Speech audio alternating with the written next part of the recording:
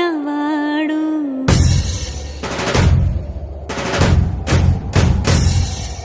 విడుముండోడు అని ఊరు వాడ అనుకున్న గాని మహారాజు నాకు నవాడు